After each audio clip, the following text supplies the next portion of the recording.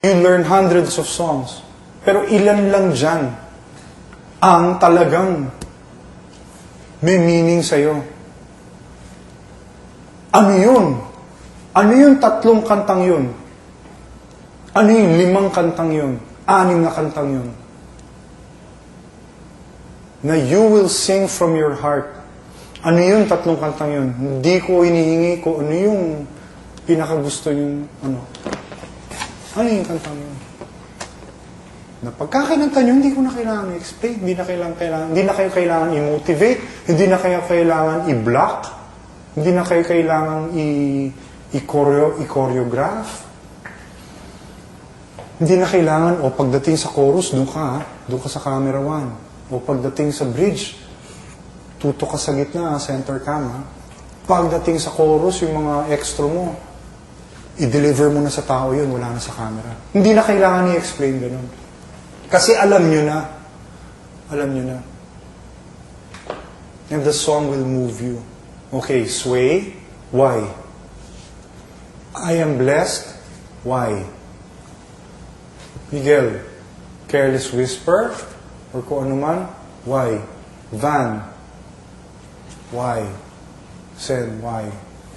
Bugoy, why? Why that song? The only influence I can give you is that. Yun. I won't tell you what song to sing, pero I have to explain to you what that song should do to the audience pag kinanta ninyo. Pumiyok kayo lang pa kayo. Pero pag umalis ako sa kanta nyo na ano ako, go. Go with that song. So think. For the next 3 gala nights, the grand dream night being the last gala night, nasa sa kamay nyo na ang kantang kakantahin nyo. Kayo na. Miguel, sorry, taking it to the streets, you wanna do that? If you think, go. For one, yung mga may alam ng Michael McDonald will relate to that. No matter how few they are. Technical aspect, you know na. In-explain ko sa iyo kung ano yung mga considerations ko rin pag yun. If it outweighs yung emotional aspect,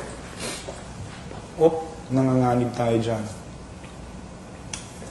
Okay? But if it's really, go. Ayun, mabigat actually kasi wala na sa responsibility namin yung magbigay ng kanta, nasa inyo na. Wala nang sisihan to. So yun, Lizelle, yung kantang gusto mong kantahin, yung sa pool ka. Magbabago ba? Or stay kayo dun sa decision mo? Yun. Yun lang yun.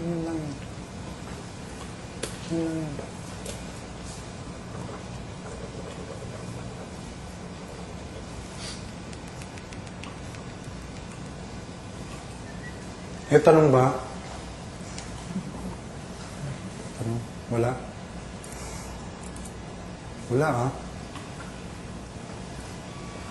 Kasi we have to finalize that today.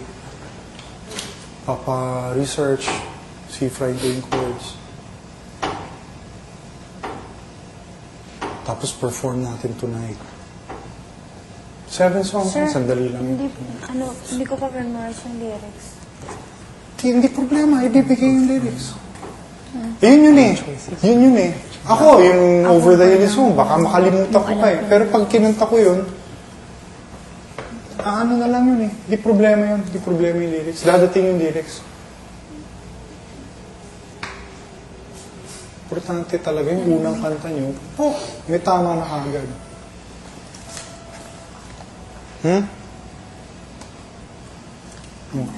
Kaya nalungkot lahat. Nag-iisip. Thought.